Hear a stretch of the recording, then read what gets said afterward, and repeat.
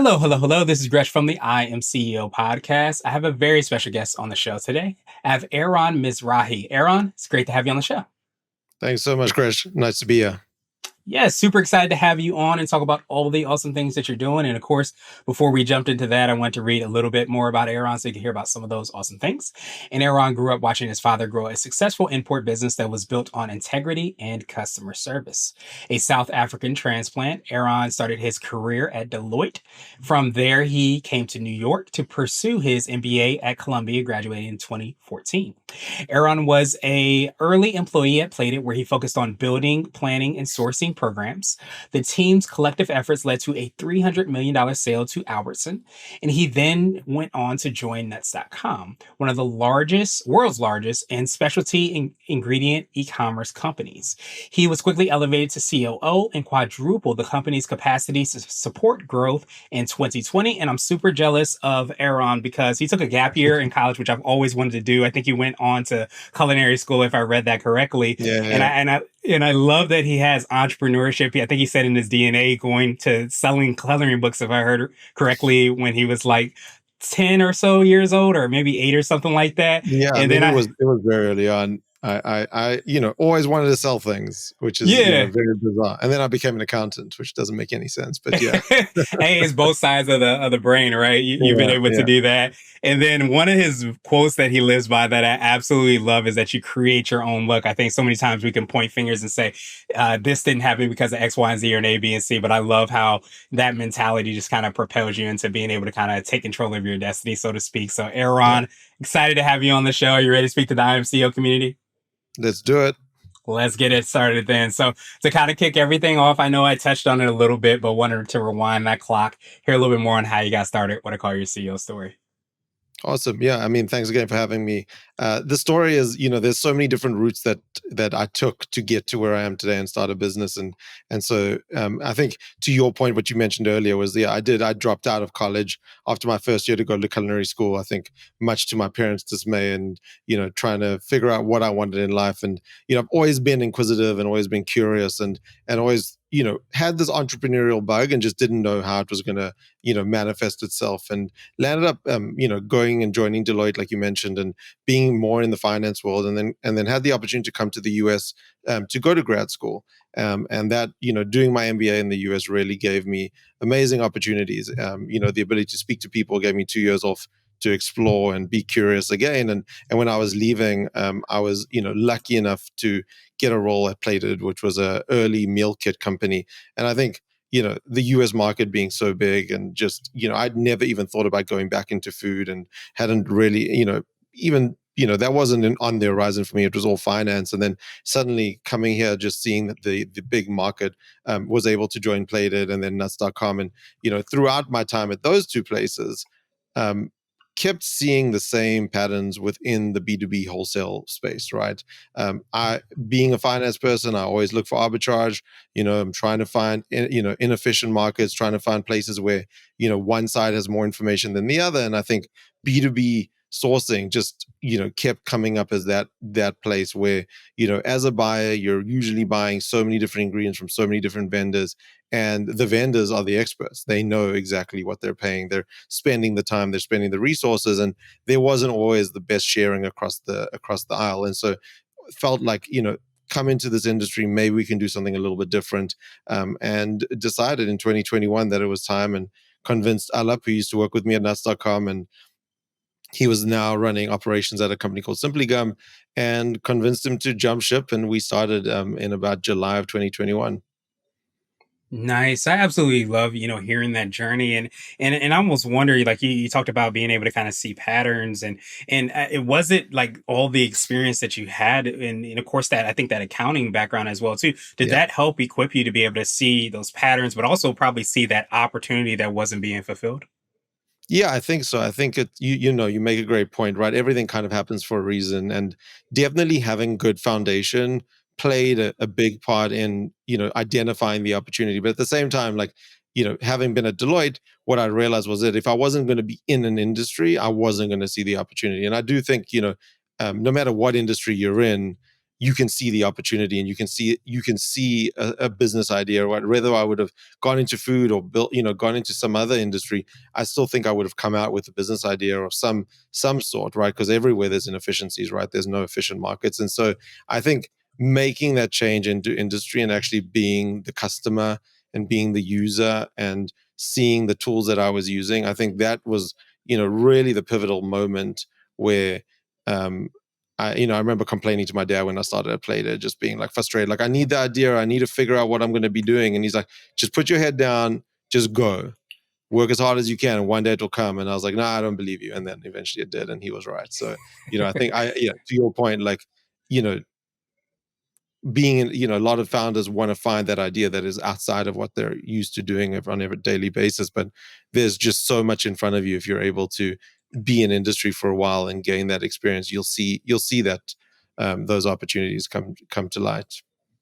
Yeah, and that makes so much sense. And you just talk about being, in the industry or having that exposure. And a lot of times I feel like, and I don't know if you feel the same way, is we often can miss those opportunities because there's opportunities literally everywhere because sometimes we're so close to it. But that's why I think, you having obviously that entrepreneurial Yeah. background, from coloring books on up, and of course the accounting, that kind of, I guess the myriad of different skills and ability to see that probably marry themselves together so that you did, be able to kind of strike while the iron was hot. Yeah, and I think, that, and also I think you don't need to look for the unicorn idea, right? Like, you don't need to be the next electric car. If you think about Ingredient Brothers business opportunity, idea, it's like we're importing ingredients. We're doing essentially what our competitors are doing. We're not reinventing a lot of the wheel. We're just doing certain parts of it better. And I think that a lot of what is out there in the world today is like you've got to build the Uber, the next, that next something like groundbreaking where you're either making a new market or expanding the current market significantly. But this is the US. I mean, it's an incredible market. Just food imports alone is like 100 billion plus into the US. So you don't need to reinvent the wheel here. You just need to um, you know have the right experience, maybe do it a little bit better, or have a little, slight different taste in it, but there's a great business behind it. And I think a lot of people are waiting for, oh, I just don't have the right idea. And it's like, no, you don't need the right idea. You can do what the guy next to you is doing and you'll still be okay. It's just about taking the leap and starting something. Yeah, I love that you said that. And I think there's such a misconception or misperception about that. And I think, too, even those Ubers, or even I think I was reading about Dropbox and how Dropbox was founded. Yeah. It literally started as like a questionnaire, I believe, that we sometimes don't even see the journey of the businesses that are quote unquote innovators and Yeah. trailblazers and things like that. They don't start there. So often they start with looking at these inefficiencies and things that could do better. And then it starts to kind of gather steam along the way from there. Yeah, I completely agree. I mean, I think Canva started as a software program to help yearbooks, right? End of yearbooks for high school and something like that. And now it's this multi-billion-dollar juggernaut. And there's no ways that you could have seen that on the day you started the business. And so I think, yeah, exactly that point, right, where you're trying to, look for things that are the end result of many, many iterations. And sometimes it's all about, finding that little niche that you think you can do a little bit better and have conviction around. And again, like the hardest thing is making the leap, right? Once you make that leap, then things start to happen. But that first initial leap is really, really the most challenging part of the process. Yeah, absolutely. And a lot of times, if you saw the steps along the journey, you'd be like, no, I don't want to do that. Anyway, so it's great that you just kind of Yeah, that's continue pretty to take true that too. one step and leap. So, speaking of leaps, I wanted to hear a little bit more about what you leaped into. Could you take us a little bit more into your organization, what you're doing, how you're making that impact there? Yeah, so I mean, Ingredient Brothers is a really fun business, right? What we do is import raw ingredients, let's call it natural ingredients from all around the world. I think we currently import from about 12 different countries into the US, and we're mainly supplying big consumer brands or even startup CPG brands that are, trying to do something in the natural food space. And so, what we do is we offer a platform for the world's best manufacturers of those raw ingredients. We also handle all the compliance, logistics, the movement of that, and then, trying to identify who the right manufacturing partner is for our customers. And so we, do an end-to-end supply chain solution for natural ingredients. A lot of what we pride ourselves on is that we have a very global team. A lot of our team sits in Southeast Asia as well as South America. And we put a lot of emphasis on compliance, and what that's meant is that we've had to invest in technology and building things ourselves.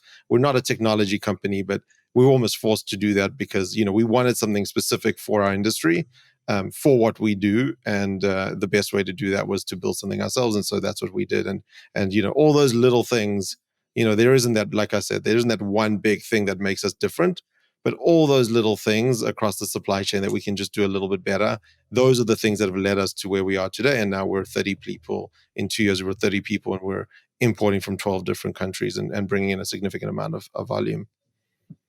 Nice. I absolutely love that. And that kind of probably is a little bit of the secret sauce, I imagine, is that, and I think so, and again, just there's like such a misconception or perception, I can't even get the words together, that people have where you have to have this one thing, and that one thing is going to be the thing that breaks through the noise. But I love how you kind of talk about having those quote unquote small things that when you start to add them up ends up being a whole big thing Yeah. because no one's going that extra mile along all those different avenues.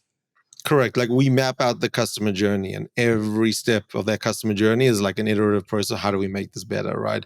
How do we make the communication with the customers better? How do we make the compliance part better? How do we ensure like more transparency in supply chain, right? And again, because we're a startup, we're iterating, right? We're not perfect. We're at day zero, and so we have to have that continuous improvement methodology within our culture, so that it isn't about like, this is what we're building. Yes, everyone knows that, but like, every day needs to be one step closer towards that, right? We're climbing a mountain, and you don't climb a mountain by jumping one step to the top, right? You do it one step at a time. And I think that that's the mantra that we have. It's like, take that journey, and every day the person who's responsible for each part of that journey needs to do something to make that journey better and improve the product.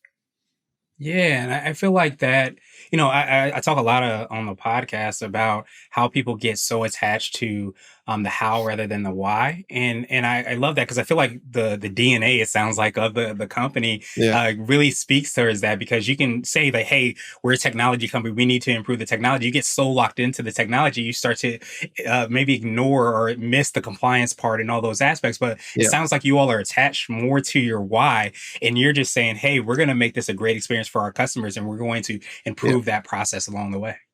Yeah, exactly. I mean, our mission is, do better for our customers always, right? It's like better on quality, better on price, right? Better on supply, right? It's all about doing better every day for our customers. And we know with supply chain, there's always going to be problems. I think the one beautiful thing about supply chain is that you aren't trying to build perfection, because that is impossible within supply chain. I mean, I think everyone now knows that, given what we've seen. Prior to that, maybe they didn't see that as much, but now everyone knows that. And so much of our job is to manage problems, right? And to manage problems on behalf of our customers. And so I think that mentality within supply chain is like, there's never a day when I don't wake up and I'm like, oh my God, what's going on here? But at the same time, those are the things that drive me to do better, right? And drive us to improve. And I think that uncomfortable feeling, right, that you have, and allows you to continuously improve, right? And I think we're not striving for perfection, but that continuous improvement has to happen. Yeah, absolutely. And I know I had mentioned the quote, that you said you live by. I believe that second quote was around Yeah. getting outside of your comfort zone. So I love that you mentioned that Yeah. comfort and how you kind of have to step into that, especially as a leader, because things are probably always uncomfortable, and you have to be that constant problem solver, as you said so well. Yeah, yeah, exactly. Like, life begins at the end of your comfort zone, right? It's Yeah. it's not a great feeling always, but it's also a little bit addictive, right? You're growing when you're being pushed, right? The feeling when you're at work and you're doing the same thing, and you're not complacent, but it's easy. And that feeling is very different to when you got a new job, or your manager's pushing you on a new project that is a little uncomfortable. It's giving you a bit of that like stress of like not knowing. But then at the end of it, like, if you look back at all those times, like, those are the times that you really grow. And so, yeah, that's one of our core values here, is like, you've got to have an appetite for uncomfortableness, right? You've got to have that appetite, because we try and push, there's never satisfaction, right? Even when we achieve things, it's like, okay, tomorrow, how do we go one step further, right? And so that definitely is part of the DNA of the company, and something that I push the team on a daily basis. Yeah, I absolutely love that. And I think it's the whole mentality or mantra of getting 1% better. And I love how that Yeah, kind of feeds into the foundation of the organization as a whole. So, absolutely appreciate that. And so, I wanted to switch gears a little bit and ask you for what I call a CEO hack. So, this could be like an app, a yeah. book, or a habit that you have, but what's something that makes you more effective and efficient? Yeah, I was thinking about that a lot, right? What is the one thing that I've leaned on in terms of becoming what let's say for now, somewhat successful as a CEO? The biggest thing is network, right? And I think being thoughtful about the bench that you're building as a CEO, right? CEO is a very lonely role, and you're not reporting to anyone. You have to make a lot of decisions, and a lot of times when you're a startup, you have no board and no, investors and things like that who you can really lean on a daily basis. And so the thing I've done and been very specific about is built a bench of people that I can lean on for different things, whether it's sales or supply chain or it's fundraising or it's human resource issues. And I think that I come from a somewhat privileged because I was able to go to business school and had some network. But again, like a lot of people that I've lean on a lot is like people that I've just done random outreach on LinkedIn, and those people have been great supporters of mine and have given me time. And I think you know being organized around that, knowing who your bench is, right? Who is on your bench? What do they know how to do? And leaning on them and not being afraid to lean on them, I think is super important. Like as a as a founder, you have to do everything with all the resources at your disposal. And like if you've got someone, you abuse that until they tell you to f off. And at the same time, I think people respect that and they want to help. And then when they reach out to ask you for help, then you make sure you give them the time that they deserve. And I think that that's been huge help. And just the most I would say like one anecdote is like someone who like through so many degrees of separation helped me and then we landed up getting funding from like a secondary lender. And I think had I not maintained that relationship and that network, it would never have happened. And so don't take those things for granted. I think it's a free resource that just requires some commitment of time. Yeah, absolutely. And I think just having a, good mentality as far as like being able to kind of connect with people. I'm a big sports person, sports geek. So I love Yeah, the idea and the analogy of creating that bench because I think a lot of times with your bench, you have your starting five or 11 or whatever sport you might be playing. yeah, And you realize that there's sometimes where you need a sub for something that you didn't even know that you needed. But if you continue to correct. build those relationships, network, develop strong and kind of fulfilling relationships and connections, you never know where you are along the journey, and that person might have a connection or be the connection. And there you go. You have somebody to kind of call up from that bench. Yeah, exactly. I mean, it's so valuable, and again, it's a lonely journey, right? And I think again, people respect that, and people are there to support you. And you're not looking to abuse that relationship, but you are looking to extract value from it. And I think the other thing that if that's something outside of your comfort zone, then I would say one thing that I have leaned on a little bit is like an executive coach too, right? And finding someone who'll almost act like a silent shareholder, or not, maybe not a silent shareholder, an activist shareholder. Let's say activist shareholder, not silent shareholder. And that's something that also has helped me now, and as we get more mature, to push on me, right? To put someone that I can report to, right? So we're bootstrapped. We don't have investors. Obviously, I have a huge responsibility to my employees, but at the same time, I wanted someone who would hold me accountable, like and document what I've committed to doing, and then basically trying to make sure that I do those things and hold me accountable to those things, right? And I think that is definitely something that I've leaned on really nicely, and I think has been also a little bit of therapy as you go through this, right? And mental health, even if it's just a soundboard from someone who's objective and can just give you guidance, I think has been really really helpful for me, especially mentally. Coming out of those conversations feels so much better, and you know feel more in control about what we need to do. Yeah, I appreciate you sharing that because you mentioned the word is lonely, and I think a lot of times when you're going through the challenges and the journeys, I love that you talked about that mental health piece because with the challenges that happen, it can feel even lonelier and lonelier and lonelier. And sometimes it's just by talking to your bench, talking to, your mentor, advisor, coach, as you mentioned, executive coach, whatever and whoever those people might be, that blend of your environment. You start to realize that, first of all, sometimes you're not doing it wrong. Sometimes you're not by yourself, and you do have more than sometimes we give ourselves credit for. So I appreciate you really Yeah. mentioning that and how powerful that has been for you.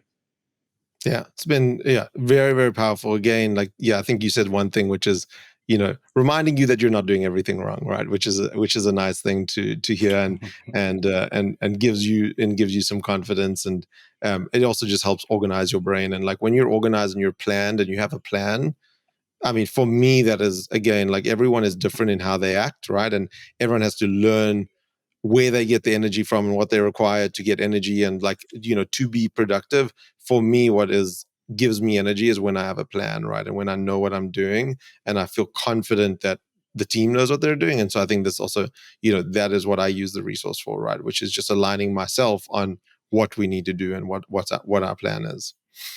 Yeah, that makes so much sense. And I don't know if that's part of like the nugget that you would share, Yeah. the thing that makes you more effective and efficient. But I almost feel like when you have that plan, you can't guarantee success, but you can increase the likelihood of success. And I think one of the ways is doing it is by having a plan and actually not just jumping in and say, "Hey, we're going to do it." I think that kind of I guess renegadeness, if that's even a word, is part of like what can make people, I guess exciting. But I think the true people that are really great at business are able to mitigate risk, and they're planning and they're preparing. They have a good team and all those things. Do you feel like that's part of like the nugget you would share?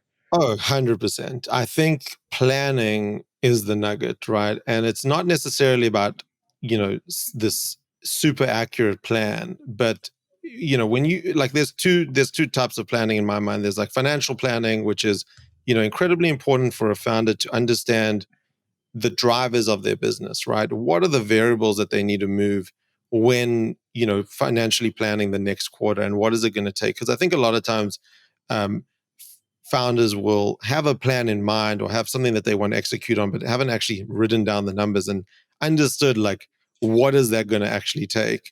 And then the second thing that has to happen in tandem with this is resource allocation, because again, what I always find is that this is definitely very true in the US more than anywhere, is that there's so much opportunity. It's incredible, and founders then tend to find themselves with more things that they could do to drive value within their company than they have resources for.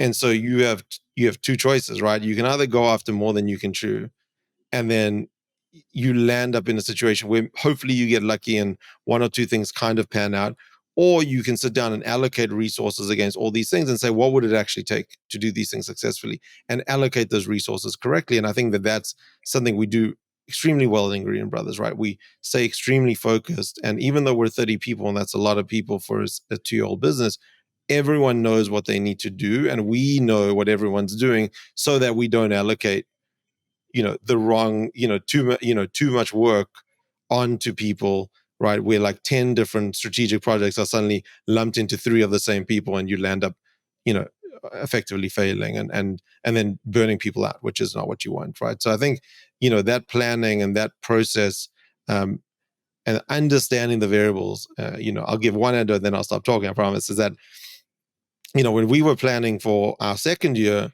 we had a sales goal in mind, and I was doing a lot of the sales originally. And then you start mapping out sales, and you suddenly, if I didn't do the exercise of like top of funnel, middle of funnel, how many we're going to win, suddenly you realize, wow, like I actually don't need one salesperson. I need 5 if I want to achieve this goal.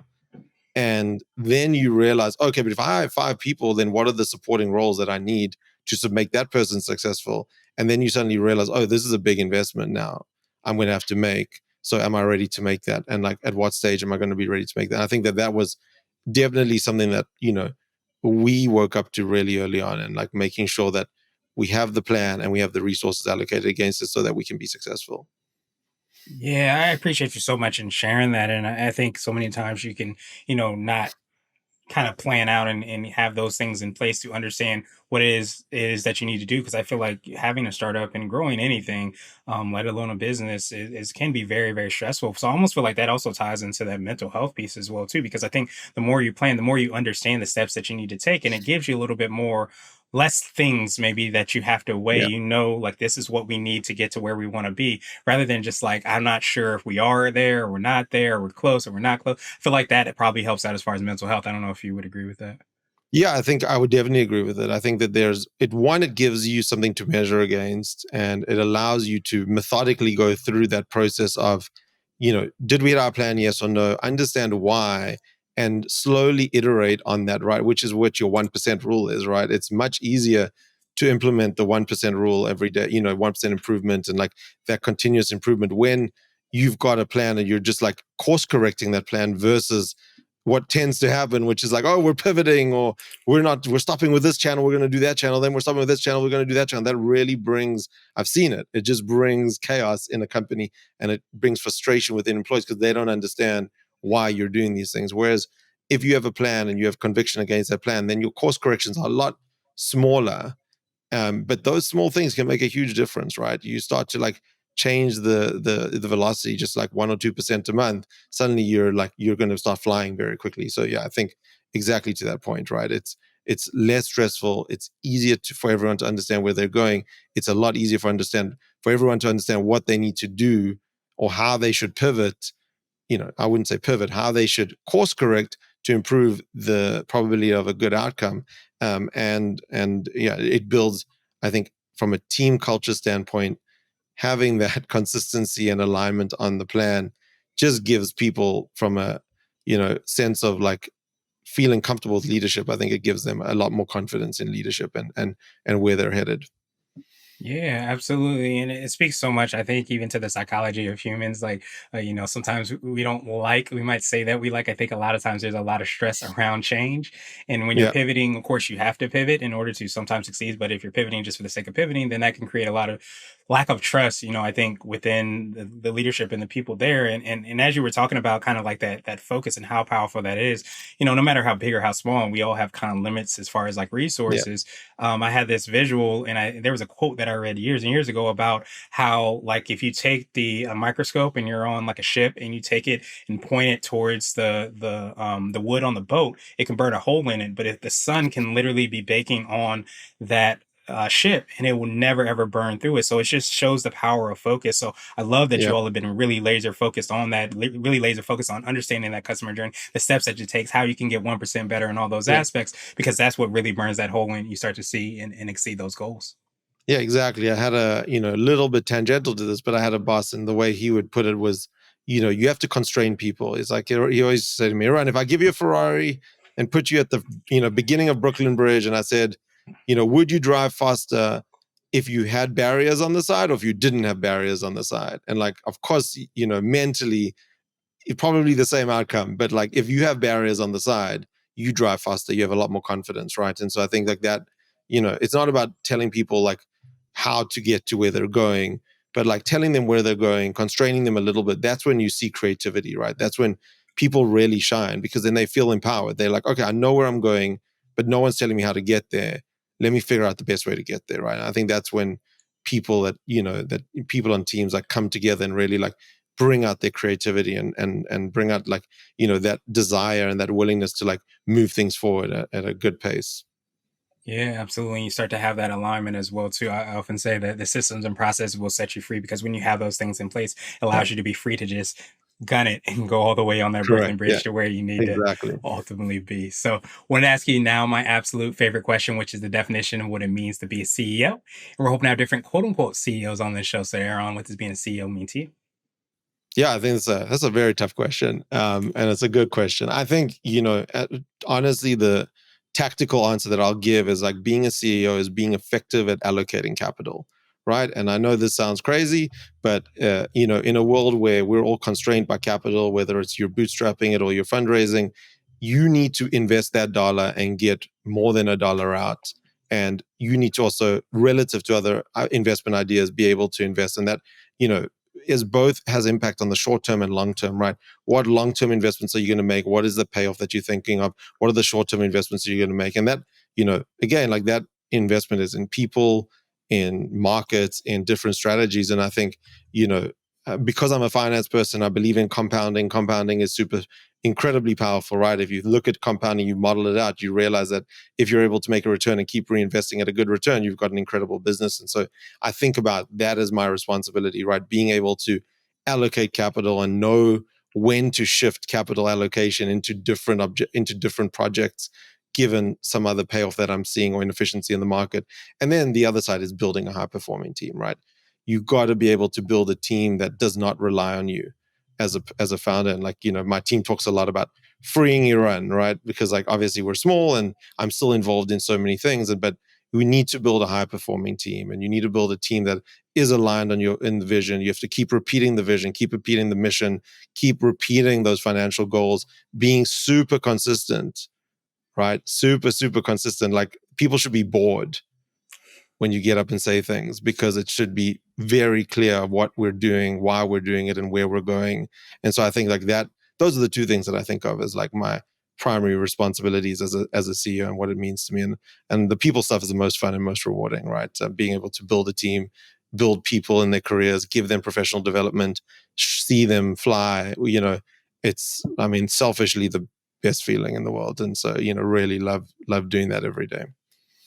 Yeah, absolutely. And I could definitely see how those two things are both intertwined as well, too. As you said, I think when we think of, the capital, you can think of so many different ways, human capital, of course, being one of them. But I think I love how you took that and kind of ran with it, just in terms of like how you develop, how you encourage, create a culture and experience where, again, you have those barriers that we kind of talked about earlier that allows a person to succeed and flourish and to fly, Yeah. and to exceed in all those different things that you said for them. But I think it's important for us as a CEO, entrepreneur, business owner, whatever title we might give, to be able to make sure that you are creating that, you're making good decisions and you're making as best decisions as you can, but you're also creating that environment so that people can flourish there too. Yeah. Yeah, exactly. I mean, that's your role, right? It's that's how you grow. And I think that's I can't say anything different because you said it perfectly.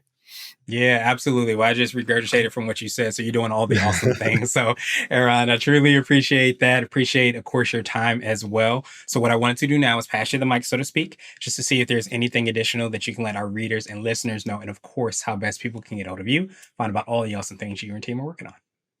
Awesome. Yeah. Thanks so much. Yeah, it's been great. Love chatting about this kind of stuff. Again, like I've waited my whole life to be an entrepreneur. So really feel, grateful to be in this position and hopefully encourage other people to do it. And I think that's the number one thing, right? Which is, plan, have a plan, be responsible about what what you want your future to look like, but don't be afraid to take the chance, right? Like, time is the one constraint we have in life. I think it's important. Like if you feel like you're ready, the hardest thing is taking the leap, and if you can afford to do that, and obviously you need resources, and you need the situation to allow you to do that, but if you have that available to you, take that chance, right?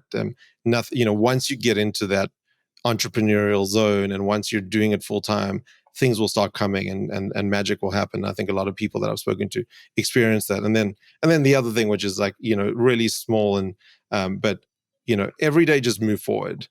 A lot of times I felt really paralyzed due to certain things happening within the business, especially at the beginning. And I think like the mantra I learned was like, it's fine. You can end the day upset and you can be frustrated, but like the next day you wake up is like, just take two small steps forward. Like make sure you're emptying out your inbox. Make sure you're doing the things that you should be doing every day, because like that consistency is what pays off, right? There isn't like the home run. It doesn't exist in entrepreneurship, right? Like, of course, you're going to get the phone call from someone and get this huge deal, but I promise you, like, the first order is going to be a disaster and something's going to happen, right? Like, there's no such thing as the home run.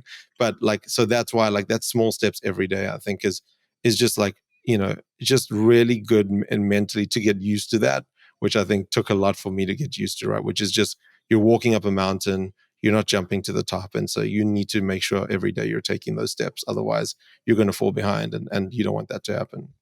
That's it. Absolutely. I truly appreciate that. And people want to get a hold of you. The best place to do that is Uh, on the site. yeah, ingredientbrothers.com, or you can find us on LinkedIn. We're super active. So on Ingredient Brothers on LinkedIn. Awesome, awesome, awesome. And to make that even easier, we'll have the links and information in the show notes too, Awesome. so that everybody can follow up with all the awesome things that you all are doing. But I truly appreciate all the awesome things you're doing. Appreciate even more that last message you kind of, left us with. I think so many times when you go on the journey of entrepreneurship, again, that quote of the secret to the overnight success is it takes 10 or 15 years. It kind of Yeah. resonated with me when you were talking. And I think if you understand that, you're trying to take one step after the next step after the next step, and you know that sometimes you're going to be going around in a circle, sometimes you're going to be going backwards, but you just keep stepping every day and you master those small things. Next thing you know, you are up that mountain and you have, reached some type of success. But you can't do that unless you take that first step. So Yeah. I love that you mentioned that. Love even more that you embody that. And I hope you have a phenomenal rest of the day. Awesome. Thanks so much for having me.